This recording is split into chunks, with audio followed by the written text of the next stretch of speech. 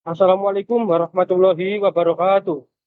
Perkenalkan, kami dari kelompok 1 kelas A dan B, mata kuliah Statistika Multivariat. Sini kami akan mempresentasikan tentang hasil penelitian kami tentang pengaruh rutinitas olahraga terhadap kesehatan manusia. Disusun oleh saya sendiri, Rasyad Nova Padipa, NPM 77. Saya Zufar Abdullah Robbani, NPM 80. Dan saya sendiri Khairul Amin dengan NPM 50. Bab 1, pendahuluan. 1.1, latar belakang. Kesehatan merupakan kebutuhan utama bagi makhluk hidup sekarang, terutama dalam memenuhi hajat hidupnya. Secara fisik, setiap orang menginginkan terpenuhi hajat hidupnya, baik kesehatan rohani maupun jasmani. Kemudian, oleh sebab itulah, kesehatan merupakan hal yang mahal. Itu menurut Ghazali Bahri 2016.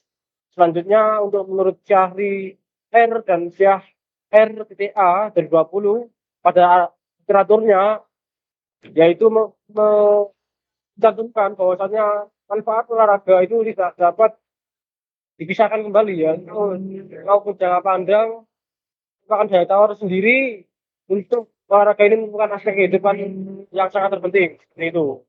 Next, selanjutnya hal tersebut itu tidak lepas dari pengaruh kesehatan maupun variabel atau aspek lainnya, baik kesehatan fisik maupun mental. Dan dalam penelitian itu yang terdapat dalam Gol Anju dari 2016, beliau merupakan seorang dokter yang terdapat di India. Di sana menyurvei bahwasanya banyak sekali manfaat dari olahraga ini. Selanjutnya itu permasalahan di sini adalah aktivitas yang jarang menimbulkan hambatan-hambatan pada seseorang yang dilakukan, yang mana adalah sebabnya kurangan berolahraga.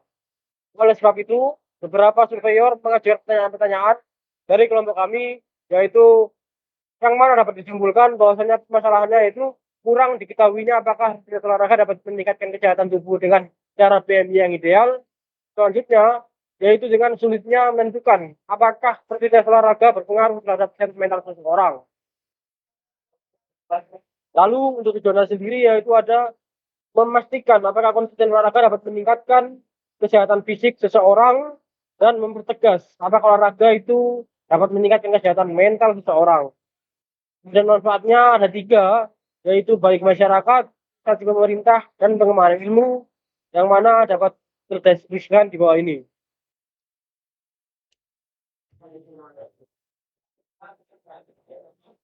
Berikutnya bab kedua adalah tinjauan pustaka. Yang pertama adalah 2.1 yaitu teori penunjang. Teori penunjang yang pertama adalah olahraga sendiri. Menurut Komite Olahraga Nasional Indonesia, olahraga adalah setiap kegiatan jasmani yang dilandasi semangat perjuangan melawan diri sendiri atau orang lain atau unsur alam yang jika dipertandingkan harus dilaksanakan secara kesatria sehingga merupakan sarana pendidikan pribadi yang ampuh menuju peningkatan kualitas hidup yang lebih luhur. Itu menurut Cholik Mutahhir tahun 1992. Kemudian berikutnya adalah teori penunjang berikutnya adalah BMI atau Body Mass Index. Menurut Komite Olahraga Nasional Indonesia, olahraga adalah setiap orang lain secara umum olahraga menurut hakikatnya merupakan salah satu aktivitas maupun psikis seseorang yang berguna untuk menjaga dan meningkatkan kualitas kesehatan yang melibatkan gerak tubuh terulang-ulang seseorang.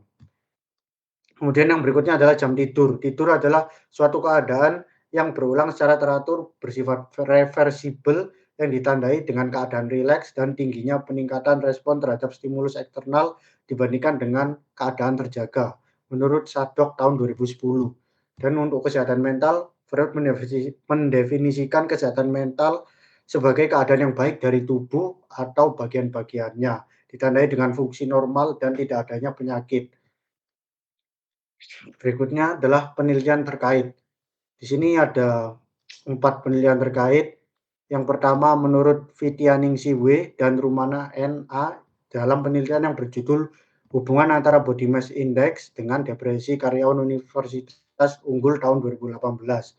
Di sini intinya dalam penelitian ini kedua beliau ini meneliti Universitas Esa Unggul apakah BMI mempunyai hubungan dengan tingkat depresi seseorang. Kemudian yang kedua adalah menurut Gunarsa SD dan Wibowo S dalam penelitian yang berjudul Hubungan Kualitas Tidur dengan Kebugaran Jasmani Siswa tahun 2021. Dan yang ketiga adalah dalam menurut Sibarani DM dalam penelitian berjudul Pengaruh Physical Activity terhadap Mental Health pada anak remaja, suatu tinjauan sistematis review tahun 2022. Kemudian yang terakhir adalah menurut Agus A dalam penelitian berjudul Pentingnya Peran Olahraga dalam Menjaga Kesehatan Tubuh dan Kebugaran Tubuh tahun 2010. Berikutnya adalah bab ketiga yaitu metodologi penelitian. Desain sistemnya yaitu seperti ini, mengumpulkan data survei, melakukan uji hipotesis vektor pada kedua populasi. Di sini kami menggunakan Python dan berikutnya adalah yang terakhir menyimpulkan hasil hipotesis. Untuk mengumpulkan data survei di sini kami di sini melakukan sebanyak 40 orang yang sudah rutin olahraga setidaknya lebih dari 6 bulan. Dan responnya adalah BMI, kemudian jam tidur, dan kesehatan mental. Untuk melakukan uji hipotesisnya pada kedua populasinya tentunya menggunakan Python, tapi berikut adalah rumus dasarnya, yaitu seperti ini untuk hipotesisnya, untuk tingkat signifikansinya, untuk statistik uji, kriteria uji. Dan tentunya pada proses yang ini merupakan proses yang intinya, karena proses ini yang menentukan hasilnya atau kesimpulannya nantinya. Kemudian yang terakhir adalah menyimpulkan hasil hipotesis. Jika hasil hipotesisnya H0 ditolak, maka dapat disimpulkan bahwa terdapat perbedaan antara respon terhadap perbedaan antara respon terhadap perlakuan 1 dengan perlakuan 2, atau dalam kasus ini terhadap perbedaan antara kesehatan mental BMI dan jam tidur seseorang sebelum rutin berolahraga dengan sesudah rutin berolahraga. Tetapi jika hasil uji hipotesisnya H0 tidak ditolak, maka ya sebaliknya dapat disimpulkan bahwa tidak ada perbedaan antara kondisi sebelum rutin berolahraga dengan kondisi sesudah rutin berolahraga. Untuk selanjutnya yaitu bab 4 yaitu membahas tentang hasil dan juga pembahasan pada hasil tersebut. Jadi pada bab kali ini hasil dan pembahasan dari proyek yang dilakukan untuk kami akan menyajikan hasil dan juga membahas tentang proyek yang kami lakukan untuk menentukan apakah rutinitas olahraga itu mempengaruhi pada aspek kesehatan seseorang. Pada proyek ini hipotesis yang diambil dari Python maupun Excel tentunya digunakan untuk mengoptimalkan variabel-variabel yang ada, mengidentifikasi variabel mana yang nantinya akan menjadi efektif untuk diteliti. Selain itu, juga akan disertakan langkah-langkah rancangan skrip pemrograman berbasis Python yang digunakan dalam studi kasus ini. Untuk bagian kedua yaitu adalah langkah-langkahnya, secara singkat, berikut merupakan, garis besar langkah-langkah yang kami lakukan, yaitu yang pertama yaitu mengimport semua library Python yang kami perlukan, termasuk dari NumPy, dari Matplotlib, dari Pandas tentunya yang sering kali digunakan, dari scikit-learn dan juga yang lain-lain. Eee, untuk yang kedua yaitu yang jelas adalah import data. Yang ketiga adalah data pre-processing. Kita harus memastikan bahwa data siap untuk diolah dengan mengikuti beberapa proses data pre-processing yang akan kita bahas setelah ini. Menghitung dan juga yang selanjutnya adalah menghitung vektor min. Vektor min sendiri nantinya akan diperlukan untuk menghitung hasil dari hipotesis yang apa namanya yang akan kita simpulkan nanti. Dan juga step-step selanjutnya juga membantu dalam membuat kesimpulan dari keputusan-keputusan yang akan kami buat nanti. Dan berikut merupakan step by step secara detail. Berikut di sini kita terdapat ilustrasi di mana saya mengimport library Python yang diperlukan. Terdapat NumPy, Pandas, Matplotlib, PyPlot, dan lain-lain yang sudah saya sebutkan di bagian sebelumnya tadi. Di sini saya akan mengimport dataset yang diperlukan, yaitu Dan di sini saya akan melakukan data preprocessing yaitu pertama dengan mengidentifikasi non values. Tapi di sini kita mendeteksi tidak adanya non values pada data kami. Jadi data kami ya, insya Allah aman dari non values. Dan pada step selanjutnya kita terdapat DF drop. DF drop sendiri digunakan untuk menghilangkan kolom yang tidak diperlukan pada pada studi kasus kali ini yaitu kolom nama, di mana kolom nama sendiri merupakan string dan tidak bisa dihitung dan mungkin tidak ada hubungannya dengan perhitungan nanti. Selanjutnya itu mungkin memvisualisasikan plot grafik distribusi dengan meloopingnya terlebih dahulu. Lalu dengan mendapatkan garis kepadatan dan density line, tujuannya agar mengetahui apakah data tersebut berdistribusi normal atau tidak. Dan di bawah ini merupakan output dari kode script tersebut. Sekilas dapat kita lihat bahwa data-data yang kami ambil cukup normal. Yang keenam yaitu melakukan reduksi dataset kembali untuk mengambil kolom yang diperlukan saja. Pada studi kasus kali ini, kolom yang kami perlukan merupakan kolom yang menyangkut BNI saja, menyangkut nilai rasio kesehatan mental, dan juga lama jam tidur. Selanjutnya, karena kita telah membuat dataset yang baru, maka kita akan memeriksa kembali apakah dataset BMI itu tadi, setelah kita membuat kolom BMI berdistribusi normal dengan identifikasi visual menggunakan histogram, seperti step sebelumnya. Dan bisa kita lihat di sini bahwa data BMI sendiri juga berdistribusi normal. Step ke-8 yaitu memisahkan dataset reduksi menjadi dua dataset terpisah, yaitu dua dataset yang dibedakan dengan observasi sebelum melakukan rutinitas olahraga atau workout dan juga apa namanya setelah workout atau rutinitas olahraga. Dan pada tahap 9 ini hanya untuk mengganti nama kolom yang dataset terpisah tadi.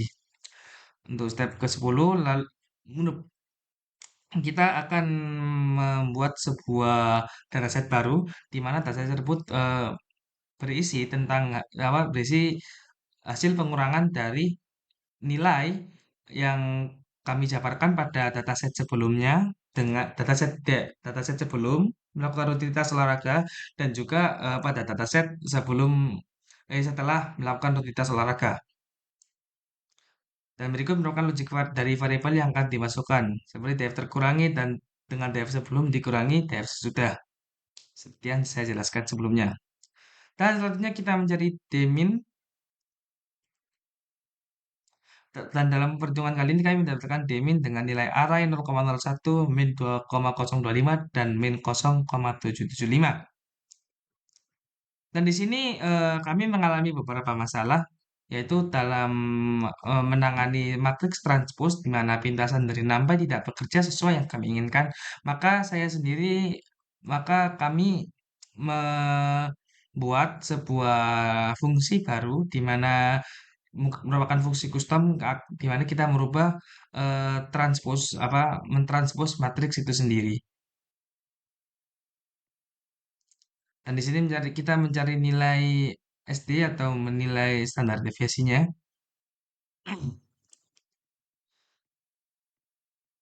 Dan lalu menghitung T square. Saja melakukan uji statistik pada variabel P, kami menggunakan kembali TF4 karena jumlah kolom yang sama dengan pertanyaan yang kami ajukan. Dan merupakan kode script terakhir yaitu menyimpulkan hasil. Dan kami mendapatkan hasil H0 ditolak. Kesimpulannya, pada hasil survei kali ini dan penelitian ini telah ditemukan bahwa terdapat perbedaan antara kesehatan seseorang sebelum dan sesudah berolahraga selama lebih dari 6 bulan. Perbedaan tersebut meliputi perbedaan body mass index, yaitu yang terdiri dari berat badan dan tinggi badan secara keseluruhan, jam tidur, dan juga kesehatan mental. Dengan hasil penelitian ini juga dapat disimpulkan bahwa kebanyakan atau secara garis besar terdapat perbedaan antara tiga respon tersebut pada kondisi sebelum dan sesudah rutin berolahraga. Perbedaan tiga respon dalam dua kondisi atau perlakuan yang berbeda tersebut adalah yang pertama nilai PMI menjadi masuk ke kategori healthy weight, yaitu range antara 18,5 hingga 24,9. Berikutnya yang kedua adalah rata-rata jam tidur yang kebanyakan meningkat dan yang terakhir atau stabil, bukan meningkat tapi stabil, yaitu sesuai dengan standar jam tidur pada umumnya. Dan yang terakhir merupakan kesehatan mental yang kebanyakan juga meningkat. Lalu dengan memasukkan mengimplementasikannya uji statistik, maka apabila T-square lebih kecil daripada uji F-nya, maka H0 ditolak. Apabila sebaliknya, maka H0. Jadi berdasarkan penelitian ini, rutinitas olahraga dapat membuat perbedaan antara sebelum dan sesudah rutin olahraga. Ya, terutama pada nilai BMI dan juga eh, jam tidur dan juga kesehatan mental lainnya. Mungkin itu saja yang dapat kami sampaikan. Apabila terdapat banyak kekurangan, kami memohon maaf yang sebesar-besarnya. Ihdinas siratal mustaqim. Wassalamualaikum warahmatullahi wabarakatuh.